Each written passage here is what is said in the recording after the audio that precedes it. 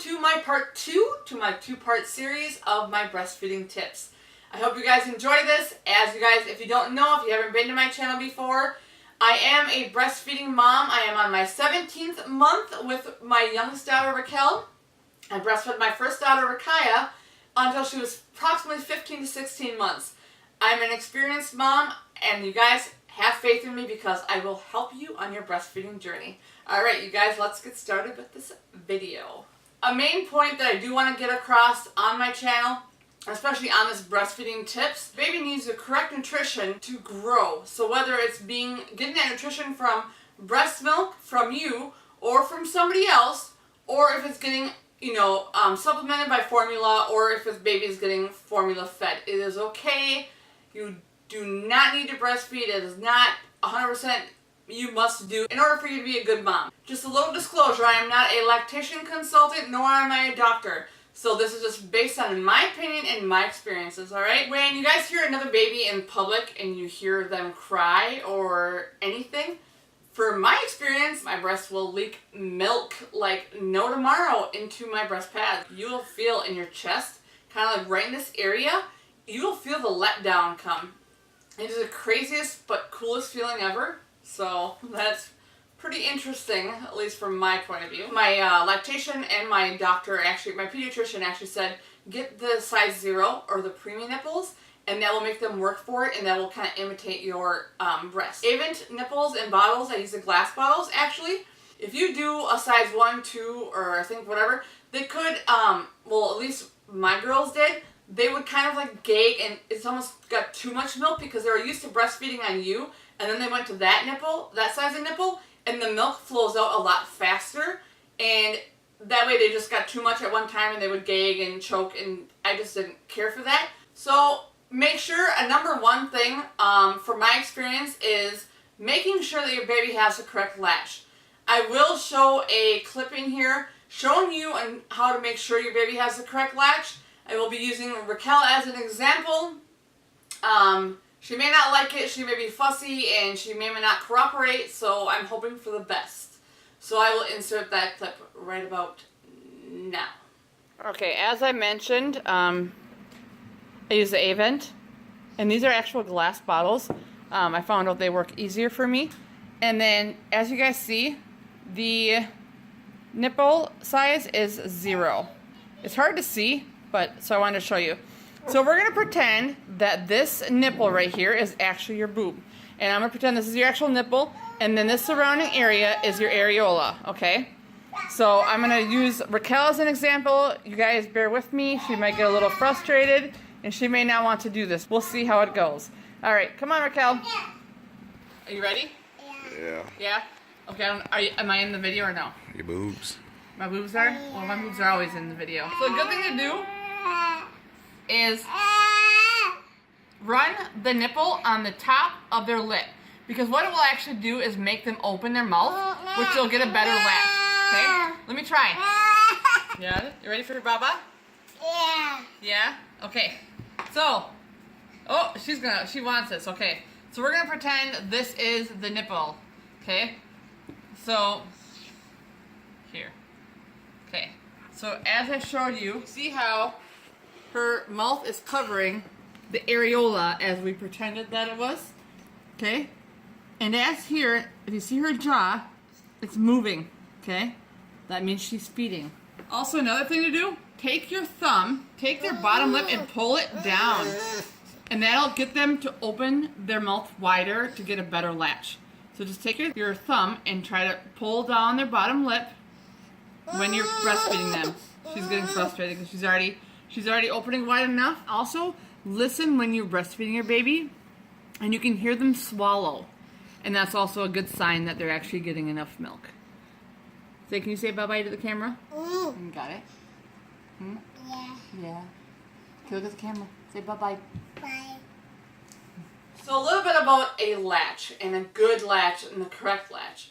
When your baby has the correct latch, the baby will pull the milk out of the ducts a lot quicker, a lot sooner, and a lot faster, and it'd be more productive if they have the correct latch. So my lactation consultant that I did talk to from the hospital said just the best thing to use for your sore nipples and everything is your own breast milk. So whether you take a little bit out of the baby's bottle, whether you take a little bit out and just kind of squeeze a little bit out and put it on your nipple and let your nipple air dry. That is the best solution for me, from my standpoint, and it is also a cheaper solution. So just make sure you let the milk dry. So use your own breast milk. It's cheaper and it is the great solution. At least for me it was. So another great tip, you guys. So from my experience, when I was breastfeeding, I was like, okay, I can do this. I can do this for a week.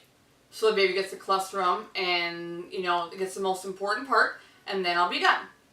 And then a week passed by and I was like, okay, I can keep doing this. This is going good. I can keep doing it.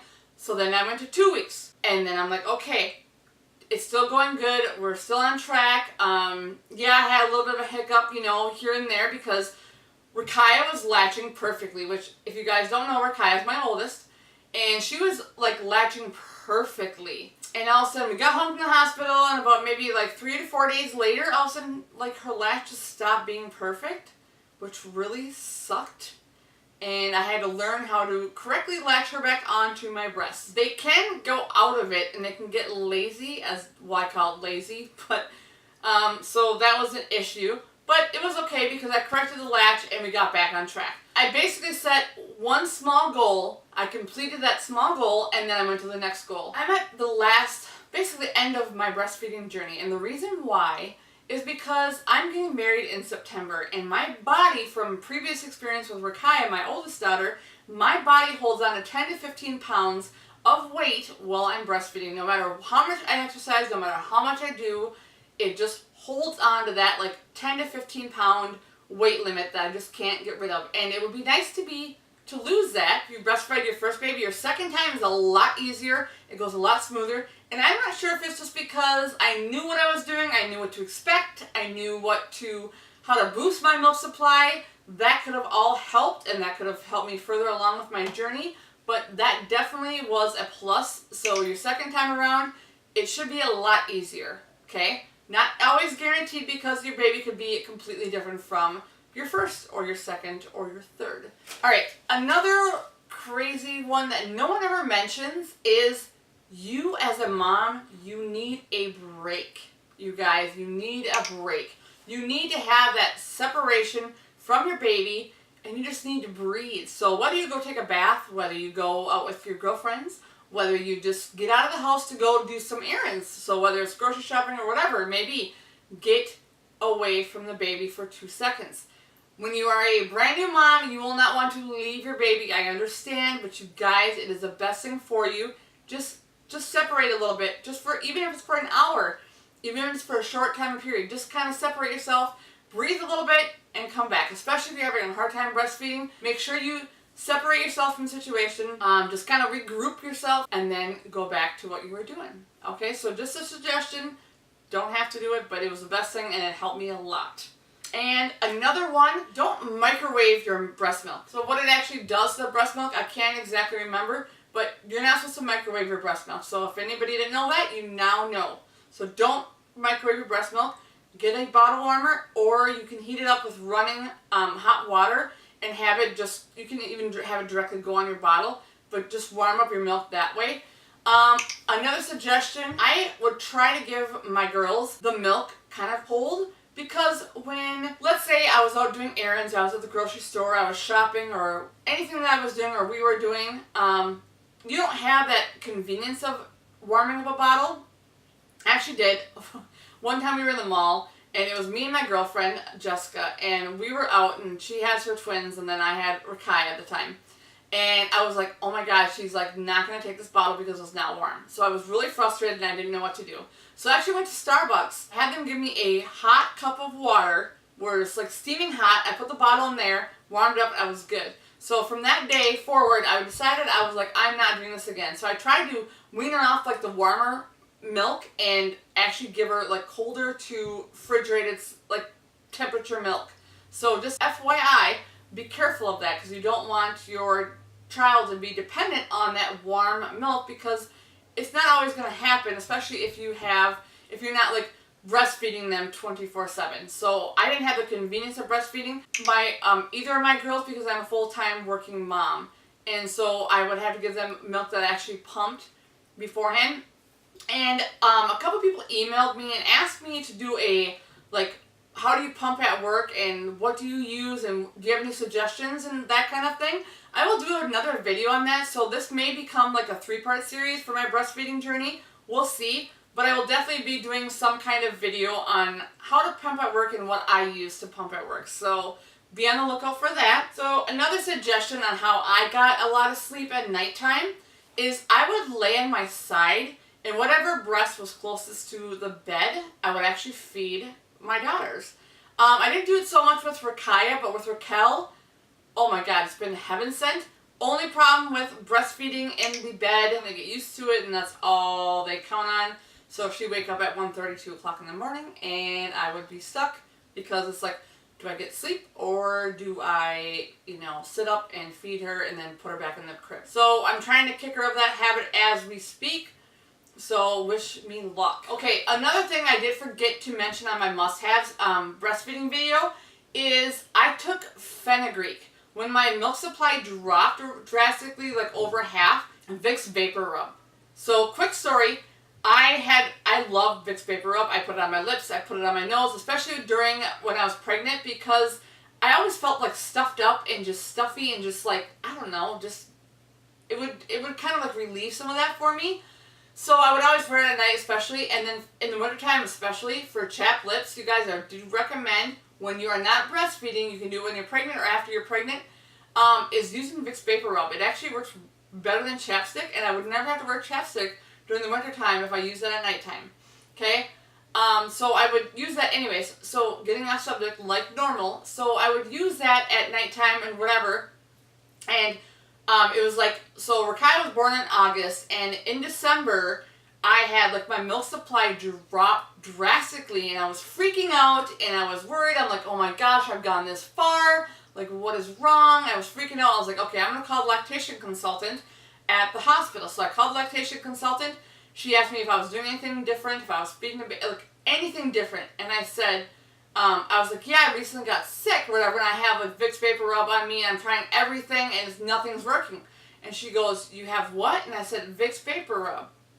And she goes, literally, she's like, you need to stop talking to me right now, hang the phone up, call me back, go in the shower, and make sure you wash the Vicks Vapor Rub off. And I'm like, okay. And I was like, why? And she goes, just go do it and give me a call back. So I go in the shower, I wash the Vicks Vapor Rub off, make sure I get it all off, and I mean, I had it on my chest, my nose, just like everywhere because I was just like not feeling good at all. And neither was Rakaya, so it kind of sucks, so it was like 2 for 1. And so neither of us were feeling well, and I call her back after I get out of the shower, and I literally have my robe on, and she goes, it is considered anything with a mentholatum or any kind of decongestant will automatically dry your milk up. I did not know, and none of you may know, you may not. Decongestion stay away from because it will not only dry your sinuses up, it will dry your milk up. It's the craziest thing, but it was definitely good to know. It was a crazy journey, but it was so worth it in the end, especially with Rakaya, because when Rakel came, it's like I knew everything. I knew exactly what was coming, and I wasn't so nervous, and I wasn't so tense, and everything just kind of came to me naturally.